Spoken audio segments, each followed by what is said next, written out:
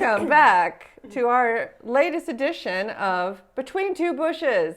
Hi, I'm your hostess, Stephanie Schul of Kegelbell, and I'm here with our very first customer, Jennifer Volman. You may have seen her out at Ironman, running around furiously, swimming furiously, biking furiously. Two-man Ironman. Competitor, competer, banker, finisher, winner. Finisher's fine too. That works as well. And we're here answering customer questions with our very first customer because now she's experienced enough to answer anything. So here's what we've been hearing from customers. They want to know, how do I walk around with this inside me? Oh. Jennifer, do you have an answer to that? Here you go. You know, I always use my Kegelbell in the shower.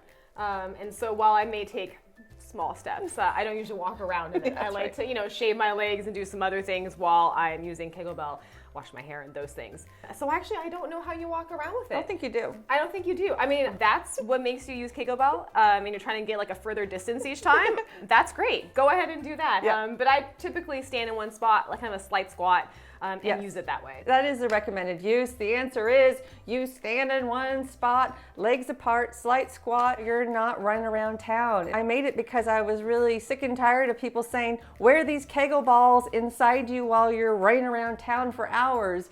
No, do not do that. We only want to use it for 5 minutes, just standing in place, squeezing and releasing, and that's it. And if you do for fun one night, maybe want to wear it and swing it around a little bit, put shoes on, I recommend. This is pretty heavy. The answer is you don't walk around with it.